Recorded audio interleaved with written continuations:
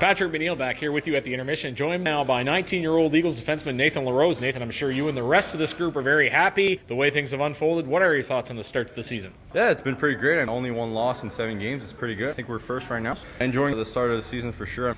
With all the guys, it's pretty awesome. We have a pretty good bond. It's been great, and just focusing on the rest of the season right now. Going back to Christmas, you come over in a trade from St. John. Why did the Eagles organization tell you that they wanted you to be an Eagle? At first, when I came here, they wanted to bring a little more depth in their defensive side. They were happy to come and get me, and I was happy to be on board with the Eagles. It was a fun run we made in the playoffs, and I'm happy to be here with the 19-year-old here. I think most people would assume you fancy yourself as an offensive defenseman. Has that always been your game growing up? Growing up, I was actually a forward, trained for as a D. I like to join the rush and stuff, but prioritize also my defensive game. I take pride on that too. I'd like to go back into players past, and I believe, if I understand this correctly, you got the chance to play in the big Quebec Peewee Tournament. Am I correct in saying that? And tell us about that. Yep, actually, it was so fun. First game I played Peewee was probably 10,000 people in the stands. It was awesome. As a kid growing up, you fancy those big crowds and stuff, and they were cheering for us, and we were actually called the Eagles, actually. It was fun facts. No, it was awesome. We had a great time, and it was really fun. He was destined to be here from the beginning, folks. Talk to other defensemen about this, an interesting dynamic, 4-4 between 4 19-year-olds and 4 rookies. What does it feel like to be on the 19-year-old side of that ledger? It's a big step, I think, coming as a 19-year-old. You get a little more ice time, being a little older. As a 19-year-old, obviously, but 16-year-olds or 17, 18-year-olds are doing a great job getting along in the lineups. It's really great. Now I think we have a lot of depth at the defensive side, too. And you wore an A, too, in St. John before you get traded here. How much do you think that responsibility helps you now that you're in more of a leadership position? In St. John, we had a pretty young group. The coaching staff gave me an assistant letter. It was fun to coach a little and guide them to success and help them along their career. So it was fun to have that responsibility for sure.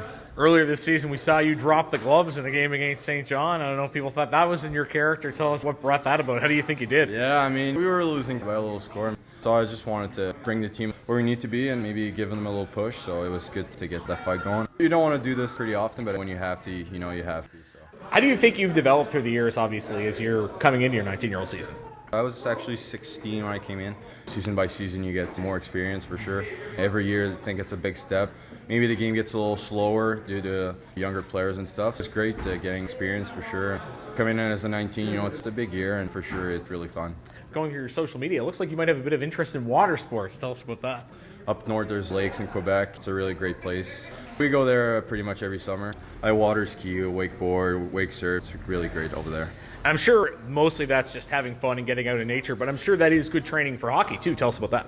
It's pretty fun. Pretty hard on the forearms, holding the boat, and pretty heavy. It's just big forearm training, I guess. Bit of an unconventional form, but it works. And as I said, probably pretty fun at the same time as well. You, of course, have been here long enough that you've been through all the changes in Cape Breton. New logo, new ownership, everything that's gone on. How do you think this group has handled that, and how exciting has that been? It's been fantastic. I was here when new logo happened, and the fans were pretty pumped up about this, and I think it brought a lot of fans, and the community got together a little bit more, and the new logo just bummed the season and stuff. So it was really great to get a new logo and get going for the 19-20 season. You get drafted by Chicoutimi, you play some games there, you go back to Midget, then you come up to St. John, you get traded to Cape Breton. You finally feel like you're at home now. Cape Breton is pretty far from home, but have a good billet and stuff that make it easier. But all those hours away from home, but it's worth it, so it's great.